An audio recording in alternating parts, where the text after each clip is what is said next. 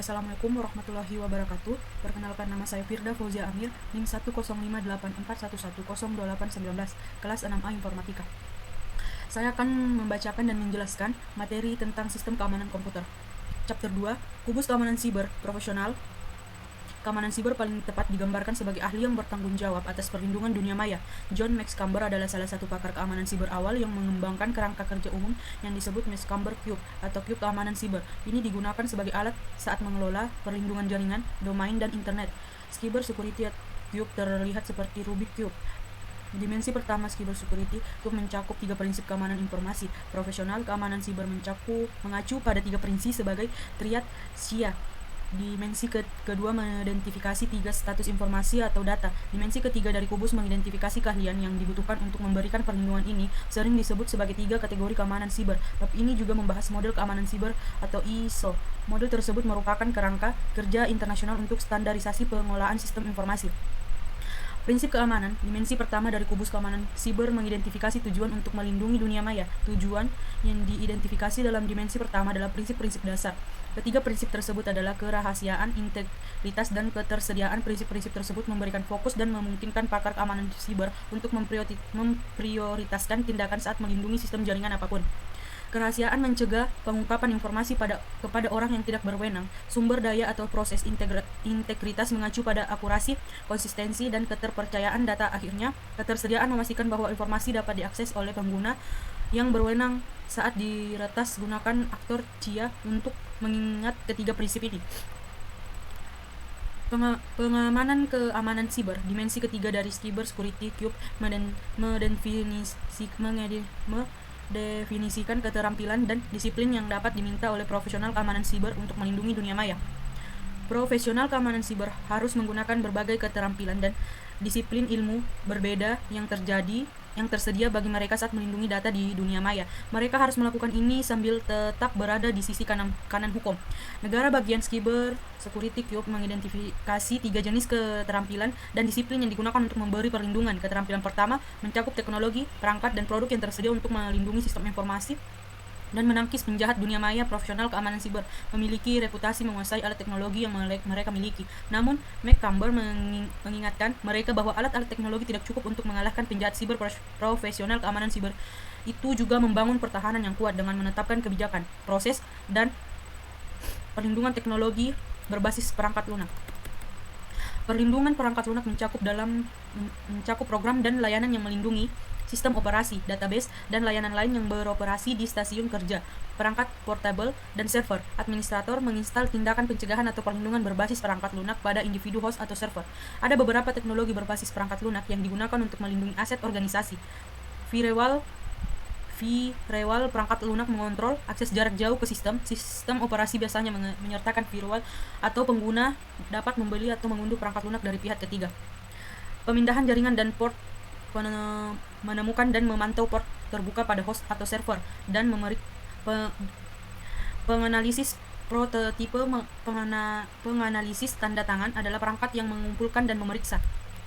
Perlindungan teknologi berbasis cloud. Teknologi berbasis cloud menggeser komponen teknologi dari organisasi ke penyediaan cloud. 3 layanan komputasi awan utama meliputi 1. Software as a server (asas) memungkinkan pengguna untuk mendapatkan akses ke perangkat lunak aplikasi dan database.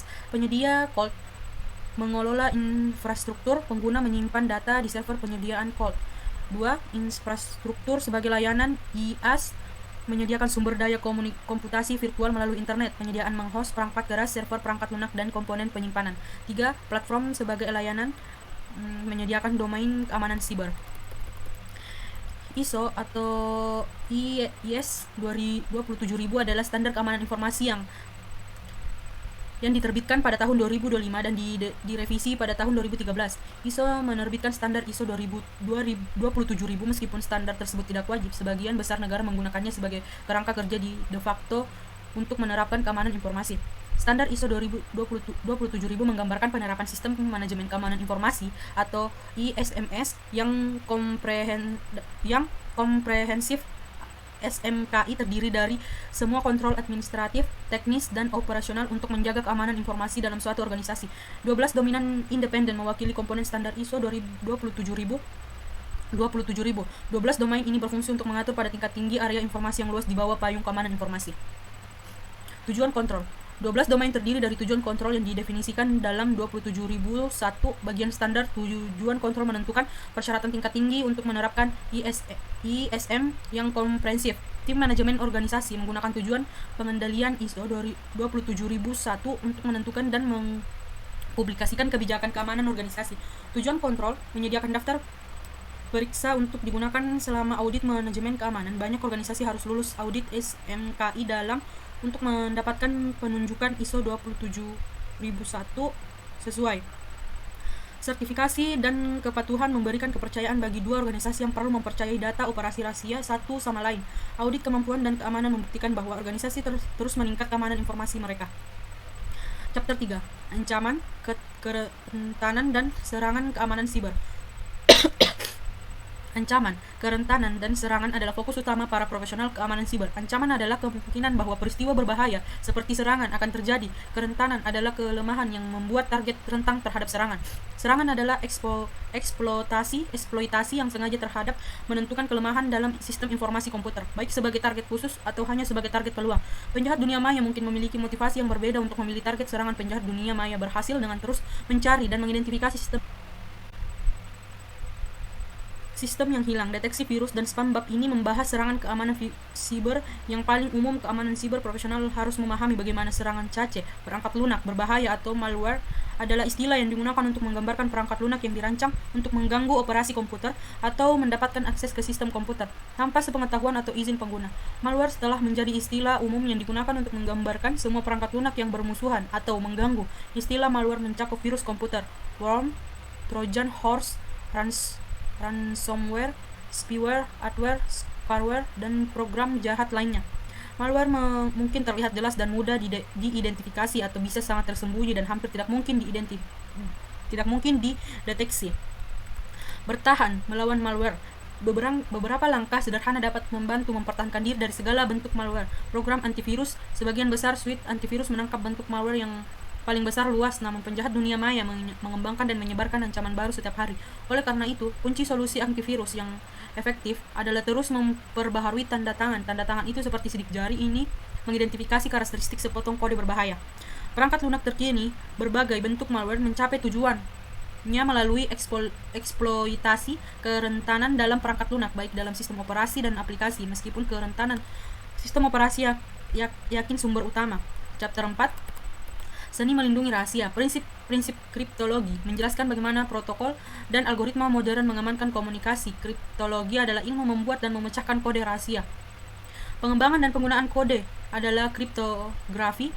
Mempelajari dan memecahkan kode adalah kriptanalisis. Masyarakat telah menggunakan kriptografi selama berabad-abad untuk melindungi dokumen rahasia. Misalnya, Julius Caesar menggunakan sandi alfabet sederhana untuk mengenkripsi pesan ke jenderalnya di lapangan. Jenderalnya akan memiliki pengetahuan tentang kunci sandi yang diperlukan untuk mendeskripsikan pesan. Saat ini, metode kriptografi modern memastikan komunikasi yang aman. Kontrol akses adalah, seperti namanya, cara mengontrol akses ke gedung, ruangan, sistem, database, file, dan informasi. Organisasi menggunakan berbagai teknik kontrol akses untuk melindungi kerahasiaan. Bab ini akan membahas 4 langkah dalam proses kontrol akses. 1. Identifikasi. 2. Autentikasi. 3. Otorisasi. 4. Akuntabilitas. Selain itu, bab ini menjelaskan sebagai model kontrol akses dan jenis kontrol akses. Bab ini diakhiri dengan membahas berbagai cara pengguna menyembunyikan data obfuscation, dan steganografi adalah 2 teknik yang digunakan untuk menyelesaikan data masking. Kriptologi adalah ilmu membuat dan memecahkan kode rahasia. Kriptografi adalah cara menyimpan dan mengirimkan data sehingga hanya penerima yang dituju yang dapat membaca atau memprosesnya. Kriptografi modern menggunakan algoritma yang aman secara komputasi untuk memastikan bahwa penjahat dunia maya tidak akan dengan mudah mengkompromikan informasi yang dilindungi. Kerahasiaan data memastikan privasi sehingga hanya penerima yang dituju yang dapat membaca pesan. Pihak mencapai ini melalui ekspresi. Enkripsi adalah proses mengacak dan sehingga pihak yang tidak berhak tidak dapat dengan mudah membacanya. Saat mengaktifkan enkripsi, data yang dapat dibaca adalah plain text atau clear text, sedangkan versi terenkripsi adalah teks terenkripsi atau hypertext. Enkripsi mengubah pesan teks biasa yang dapat dibaca menjadi teks sandi yang merupakan pesan tersamar yang tidak dapat dibaca. Deskripsi mengembalikan proses ekskripsi juga memerlukan kunci yang memainkan peran penting dalam mengekripsi dan mendeskripsi pesan. Orang yang memiliki kunci dapat mendeskripsi chip hardtext menjadi plain text. Secara historis, pihak telah menggunakan berbagai algoritma dan metode enkripsi. Algoritma adalah proses atau rumus yang digunakan untuk memecahkan suatu masalah. Julius Caesar dikatakan telah mengamankan pesan dengan meletakkan dua set alfabet berdampingan dan kemudian messenger salah satu dengan sejumlahnya tepat tertentu jumlah tempat dalam shift berfungsi sebagai kuncinya. Dia mengubah plain text menjadi chipter text menggunakan kunci ini dan hanya jenderalnya yang juga memiliki kunci tersebut yang tahu cara menguraikan pesan. Metode ini adalah sandi Caesar. Angka tersebut menunjukkan pesan rahasia menggunakan sandi Caesar.